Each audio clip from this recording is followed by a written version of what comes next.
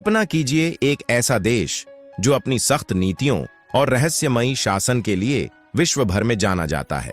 उत्तर Korea. यह वही देश है जहां लोकतंत्र की बात करना भी अपराध माना जाता है। लेकिन एक दिन इस देश की राजधानी प्योंगयांग में एक ऐसा आयोजन हुआ जिसने पूरी दुनिया को हैरान कर दिया।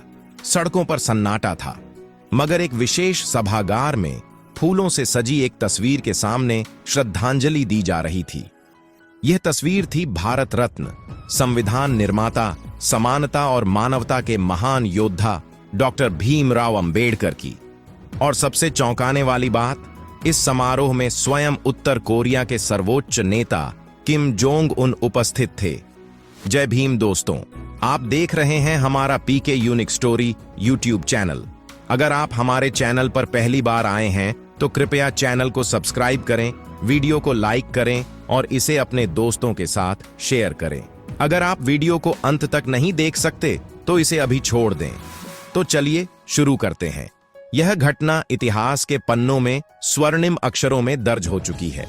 उत्तर कोरिया जैसे देश में जहां विदेशी नेताओं को शायद ही कभी याद किया जाता है, बाबा साहेब अंबेडकर को इस तरह सम्मानित करना उनके वैश्विक योगदान का जीवंत प्रमाण है। यह केवल एक श्रद्धांजलि नहीं थी, बल्कि दुनिया के सबसे बंद देश की ओर से समानता, स्वतंत्रता और बंधुत्व के मूल्यों को नमन था। किम जोंग उन ने इस अवसर पर एक संक्षिप्त लेकिन प्रभावशाली भाषण दिया। उन्होंने कहा, डॉक्टर भीमराव अंबेडकर केवल भारत के नहीं बल्कि पूरी मानवता के प्रेरणा स्रोत थे। उन्होंने सदियों पुराने अन्याय को चुनौती दी और एक ऐसा मार्ग दिखाया जो हर इंसान को सम्मान और गरिमा के साथ जीने का अधिकार देता है। आज हम उत्तर कोरिया में उनके आदर्शों को सलाम करते हैं। इस समारोह की तैयारियां कई हफ्तों पहले शुरू हो गई थीं। उत्तर कोरिया की सरकार ने भारतीय दूतावास से संपर्क कर बाबा साहेब के जीवन और उनके संघर्षों पर आधारित सामग्री मंगवाई। स्थानीय कलाकारों ने उनकी जीवन यात्रा को चित्रों और प्रदर्शनियों के माध्यम से जीवंत किया। सभागार में अंबेडकर जी के बचपन के संघर्ष, कोलंबिया विश्वविद्यालय में उनकी शिक्षा, भारत में सामाजिक क्रांति और संविधान निर्माण जैसे महत्वपूर्ण पड़ावों को खूबसूरती से दर्शाया गया। उत्तर कोरिया की जनता के लिए यह आयोजन एक अनोखा अनुभव था।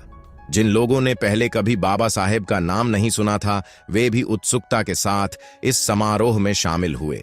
स्कूलों और विश्वविद्यालयों में विशेष व्याख्यान आयोजित किए गए, जहां छात्रों को बताया गया कि कैसे अंबेडकर जी ने न केवल भारत बल्कि पूरे विश्व के लिए समानता और मानवाधिकारों की मिसाल कायम की। इस आयोजन ने पूरी दुनिया को आश्चर्यचकित कर दिया। भारत में इसे गर्व के क्षण के रूप में देखा गया। भारतीय मीडिया ने इसकी व्यापक कवरेज की और अंतर्राष्ट्रीय मंचों पर भी इस कदम की सराहना हुई। कई विश्लेषकों ने इसे उत्तर कोरिया के लिए एक संदेश के रूप में देखा। सामाजिक समानता और मानवाधिकारों की दिशा में एक नई सोच का संकेत। सोशल मीडिया पर वन अंबेडकर इन नॉर्थ कोरिया ट्रेंड करने लगा। दुनिया भर में अंबेडकर के अनुयायियों ने इस खबर को शेयर कर उनकी वैश्विक स्वीकार्यता पर खुशी जताई। बाबा साहेब का यह संदेश, मैं ऐसे धर्म को मानता हूं जो स्वतंत्रता, समानता और भाईचारा सिखाता है, उत्तर कोरिया की दीवारों तक गूंज उठा। समारोह के समापन पर किम जोंग उन ने एक और महत्वपूर्ण घोषणा की।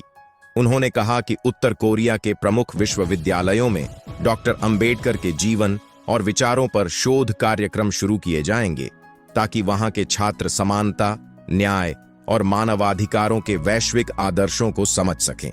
यह आयोजन इस बात का प्रमाण था कि विचारों की शक्ति किसी सीमा, सरकार या हथियार से नहीं रोकी जा सकती। बाबा साहेब का सपना अब केवल भारत तक सीमित नहीं है, यह पूरे विश्व का सपना बन चुका है। भीमराव अंबेडकर का जन्म 14 अप्रैल 1891 को एक दलित परिवार में हुआ। बचपन से ही उन्हें भेदभाव और अपमान का सामना करना पड़ा, लेकिन उन्होंने शिक्षा को अपना हथियार बनाया।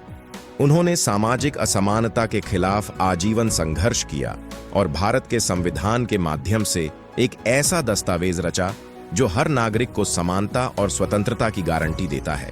उनका संदेश था, उठो, पढ़ो, संघर्ष करो और एक बेहतर दुनिया बनाओ। आज उनका यह संदेश अमेरिका, कनाडा, जापान जैसे देशों में भी गूंज रहा है। बाबा साहेब केवल भारत के नहीं, बल्कि पूरी मानवता के नायक हैं। Digital saving